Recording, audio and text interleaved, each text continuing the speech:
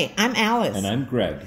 Today we're taking a metro ride to La Merced Market, and we'll be joined by our friend James Oseland, who is an award-winning author and editor.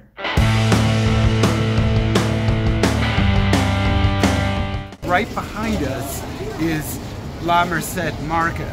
And La Merced used to be the main produce market of Mexico City for hundreds of years. In fact, a version of La Merced goes back all the way to the time when this was Tenochtitlan.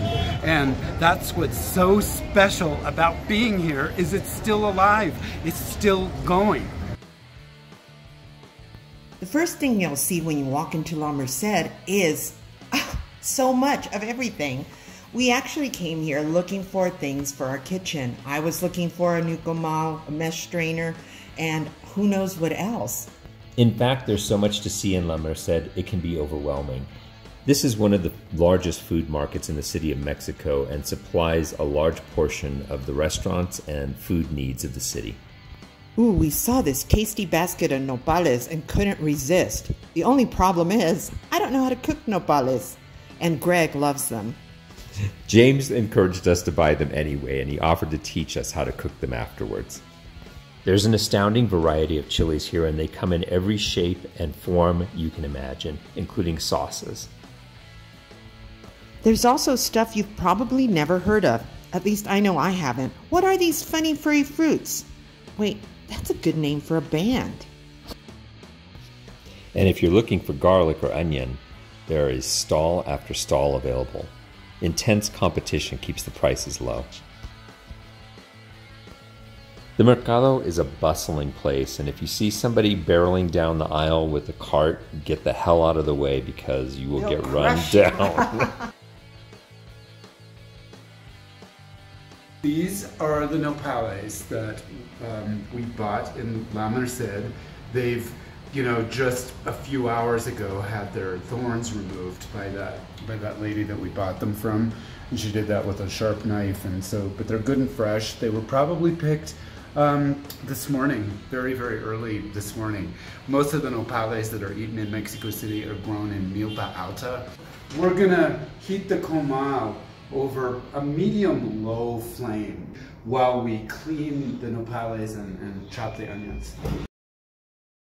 Greg was an excellent student and did the teary job of slicing the onions nice and thin. Heating the comal to a medium-low heat so it's not too hot and doesn't brown the onions.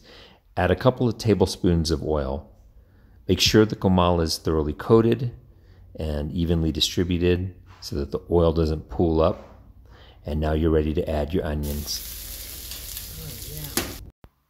After you've started your onions, you can turn your attention to your nopales. Make sure you wash them and dry them, and then slice them thinly. Once you've got your nopales sliced, you can add them to your onions. Spread them around, make sure that they cook evenly. Cook everything on medium-low heat. You can add a little bit of salt and pepper to your taste. After cooking for several minutes with the onions, the nopales will start to turn a darker green color, which will indicate that they're almost done. If you plan to cook nopales con huevos, you may need to add a little extra oil at this point just to keep the eggs from sticking to the comal. We were having this for a late breakfast, so we decided to add some eggs to our nopales. Nopales con huevos are one of the most traditional Mexican breakfasts and something I used to eat with my parents when I was a kid. Cooking this meal brought back all kinds of childhood memories. Nopales con huevos, a side of frijoles, some tortillas, and some mezcal shared with friends. What could be better? Besides a tasty meal, one of the things that we took away from visiting La Merced was a little bit of insight into our own heritage.